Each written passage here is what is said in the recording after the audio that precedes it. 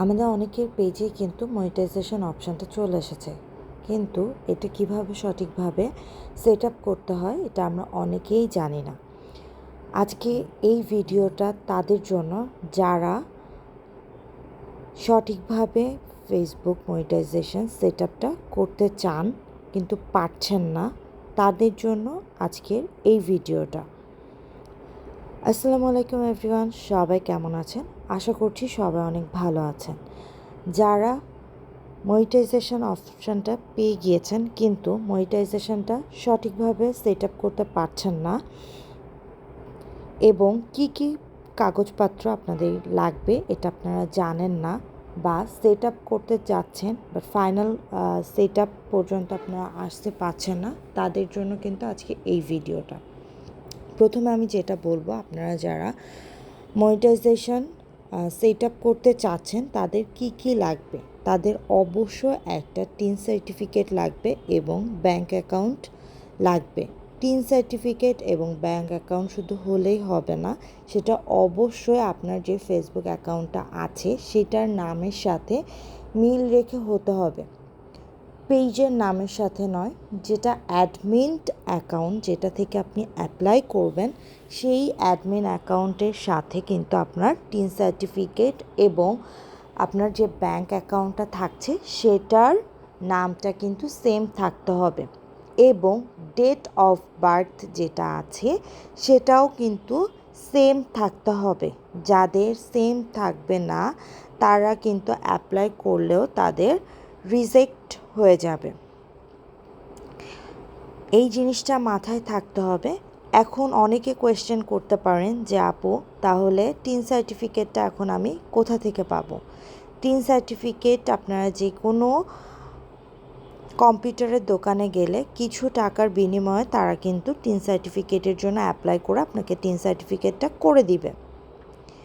এবং যখন আপনারা এই টিন সার্টিফিকেটটা করবেন অবশ্যই মাথায় রাখবেন যে আপনার ফেসবুক অ্যাকাউন্টে যে নাম দেওয়া আছে, যে বানান দেওয়া আছে, ঠিক সেই নাম সেই বানান এবং সেই ডেট অফ বার্থটা যেন এখানে থাকে। এটা থাকলে আপনাদের আর কোনো প্রবলেম হবে না। কেউ অন্যের টিন সার্টিফিকেট বা অন্যের ব্যাংক অ্যাকাউন্ট ইউজ করবেন না, সেক্ষেত্রে কিন্তু রিজেক্ট হয়ে যাবে, আপনাদেরটা অ্যাপ্রুভ হবে না। এখন যখন আপনার এই কাজগুলো হয়ে যাবে, লাইক আপনার টিন সার্টিফিকেট হয়ে গিয়েছে, ব্যাংক অ্যাকাউন্টও আপনার আছে, তখন যে আপনি মনিটাইজেশন অপশান থেকে অ্যাপ্লাই করা শুরু করবেন, সেখানে অনেকটা স্টেপ থাকবে। স্টেপগুলো ওয়ান বাই ওয়ান আপনি ঠিকভাবে পড়ে নেবেন এবং স্টেপগুলোর সাথে আপনার যে অপশানটা যায় সেই অপশানগুলো ক্লিক করে আপনি আস্তে আস্তে স্টেপগুলো ফিল আপ করতে থাকবেন। লাইক আপনি কোন দেশের, আপনার ব্যাংক অ্যাকাউন্ট, আপনার টিন, আপনার নাম, আপনার ডেট অফ বার্থ, এইগুলা এই টাইপের অনেক ছোট ছোট ছোট ছোট অপশান থাকবে, এগুলো আপনি ফিল আপ করতে থাকবেন এবং ওখানেই কিছু কিছু কিন্তু দেওয়া থাকবে যে আপনি কিভাবে ফিল আপ করতে পারেন, সেভাবে আপনি ফিল আপ করতে থাকবেন।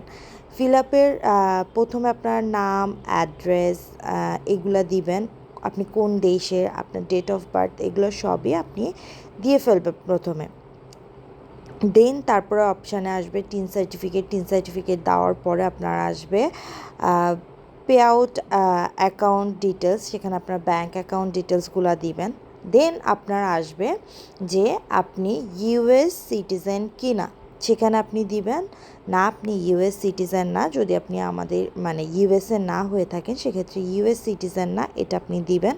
দেন আরেকটা অপশান আসবে, আপনি ইউএস থেকে বিজনেস রান করছেন নাকি ইউএস থেকে রান করছেন না, সেক্ষেত্রে আপনি দেবেন যে ইউএস থেকে বিজনেস রান করছেন না। এটার জন্য ঘাবড়ানোর কিছু নেই। অনেকেই দেখি এই ইউএস সিটিজেন বা ইউএস থেকে আপনি বিজনেস রান করছেন কি না, এটা যখন আসে এটা দেখার পরে ঘাবড়িয়ে যায়।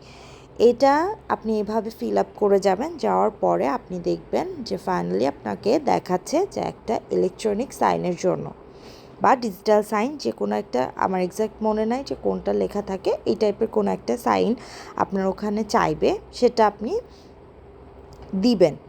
সেটা কিভাবে দিবেন সেটাও হাতি ঘোড়া কোনো কিছু না বা কঠিন কোনো কিছু না।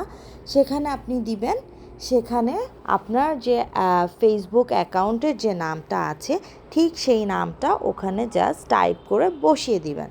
বসিয়ে দেওয়ার পরেই কিন্তু আপনার সব কাজ শেষ। আপনি ওখানে ডান দিয়ে দিবেন। দেওয়ার পরে আপনার একটা কপি টাইপের একটা কপি দেখাবে যে আপনার সব কিছু ঠিকঠাক হয়েছে কিনা, কোনো কিছু এডিট করতে হবে কিনা, সব কিছু ওখানে একটা কপি হিসাবে আপনার দেখাবে।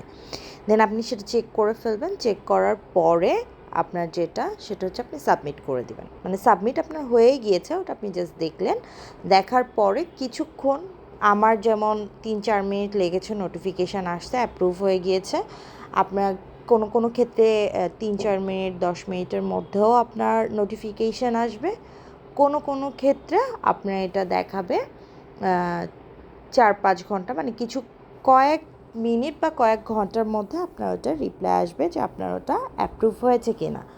এখন যদি অ্যাপ্রুভ না হয়ে পেন্ডিং দেখায়, সেক্ষেত্রে আপনার কিছুক্ষণ ওয়েট করতে হবে। যদি রিজেক্ট হয়ে যায় তাহলে তো সেটা হয়ে গেল, আপনার পুনরায় আবারও কোনো কিছু হয়তো ভুল ছিল, যেটা আপনাকে আবার চেক করতে হবে যে আপনি কোনো জায়গায় নাম, অ্যাড্রেস বা কোথাও কোনো কিছু ভুল দিয়েছেন কি না।